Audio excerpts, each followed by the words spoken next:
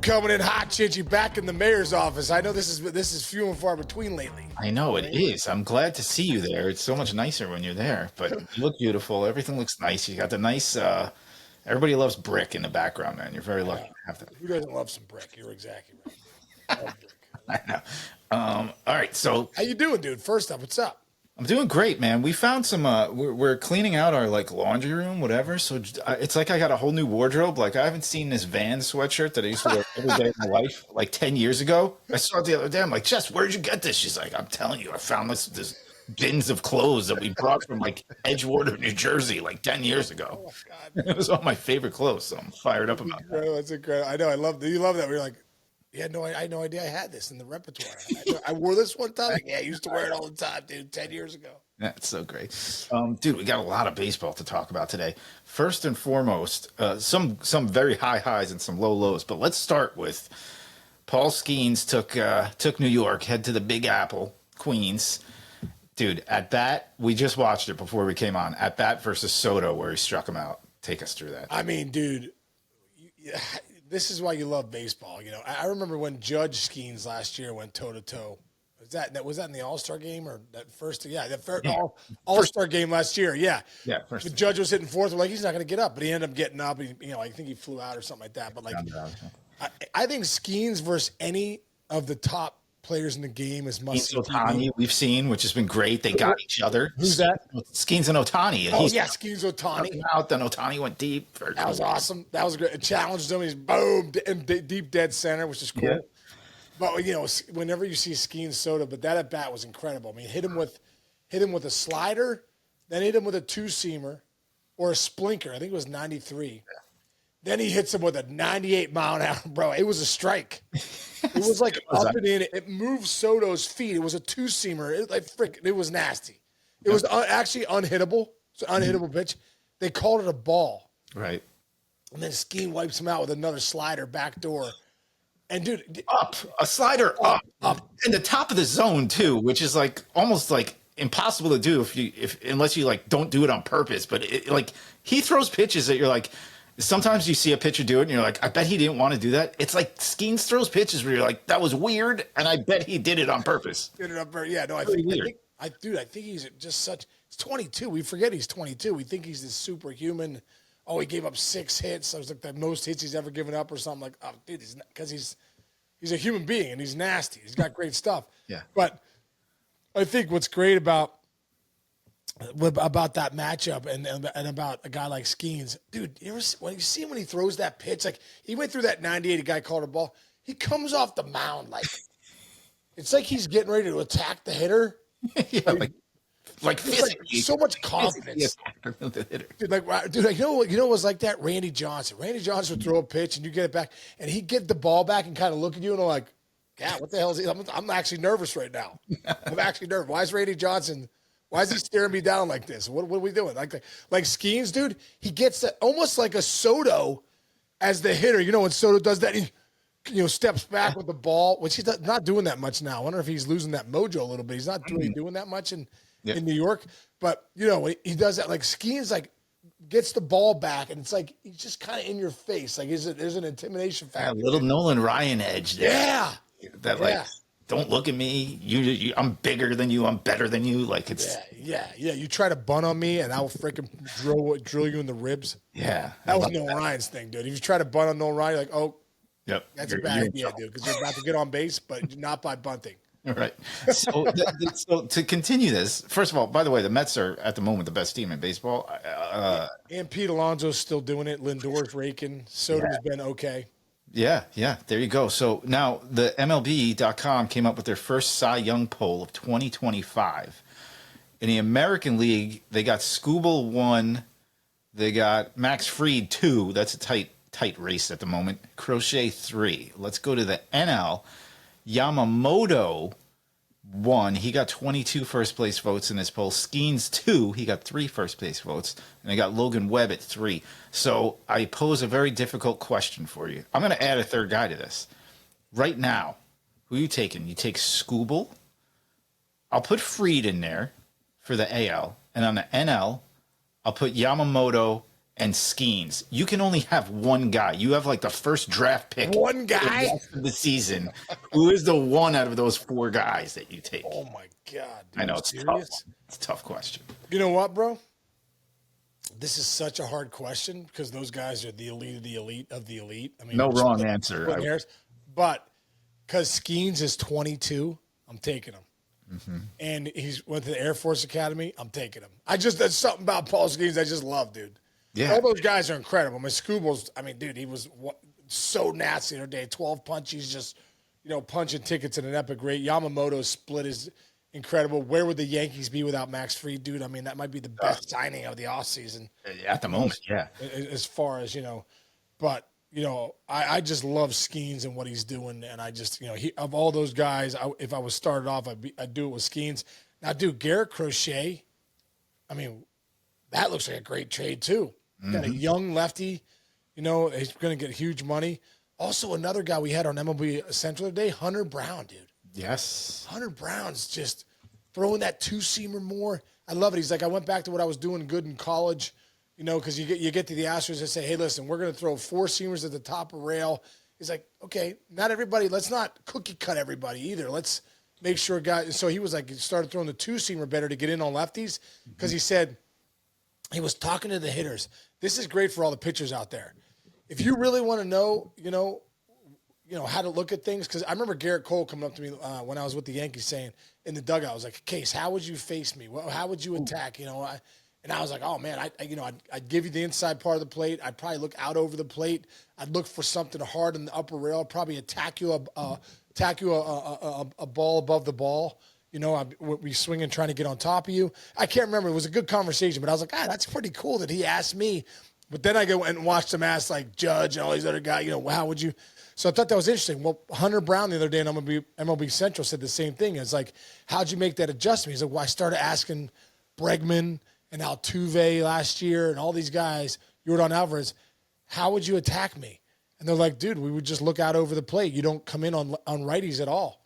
He's like, really? He goes, yeah. So he started throwing that 2-seamer chinch just to get something in there. Dude, he's one of the best pitchers in baseball. Dude, I love that. I gotta say, when I was at MLB Network, my favorite segments to do is when I'd have the pitcher and hitter. So if I would have like you and Leiter, I'd have Leiter break down the hitters and have you break down the pitchers, because I always thought that was fascinating to see how because you guys see the pitchers more than they see themselves. You can't. Yeah. They got to look in a mirror. They got to look at tape. To your point about Brown, how about this? Tied for the league lead with 6 wins. Tied for the league in quality starts with 7. Leads all of baseball with 1.86 FIP.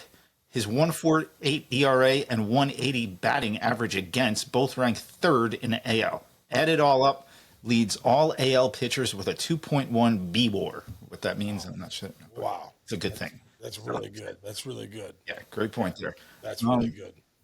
Also, we got to go. Actually, let's do this first. Let's stay positive here. The Cardinals, dude, are on a roll.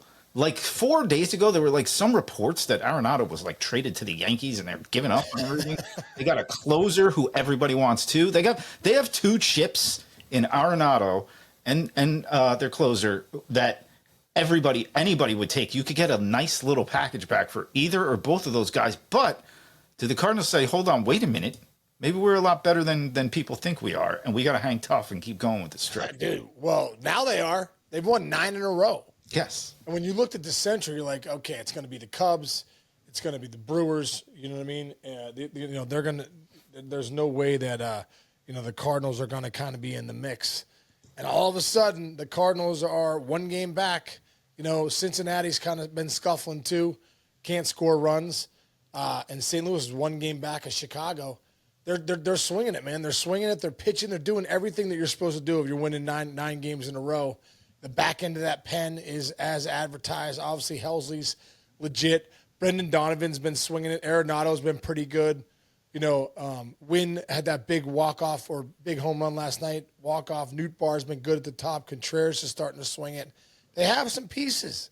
Mm-hmm. They really actually have some pieces. So good for those guys, man. Matthew Liberatore, too. He was the big deal in the Randy Arozarena. Is he Randy Arozarena? I believe he was the Randy Arozarena trade. Uh-huh. Matthew Liberatore went to, went to the Cardinals.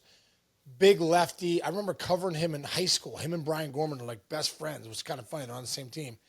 And I was always like, this guy's got great stuff. He's got great stuff. And he's just kind of putting it together. He's out of the bullpen, out of the rotation. Dude, this year he's got a 3.11 ERA. Really, he's really kind of figuring it out. 46 innings pitched, 42 punchies, only 25. You think these kids, when they come up, they're so old. But right. Kids 25, that's when you really start to figure it out. That's what we talk about Skenes. Skenes is 22. He's still figuring things out, even though he's so nasty. So, you got to give the Cardinals some props, man. 9 in a row. It's not easy to do in the big leagues. Yeah, you nailed that right away. Who wasn't in a Rosarena trade with a bunch of compensation picks and stuff like that, and a couple of other guys. Also, hey, let's give Arenado credit. You know why? Because he's not hitting great yet. Hopefully he will. I'm sure he will. But that could have been such a nasty distraction, dude. All offseasons, all anybody talked about was that he was gone.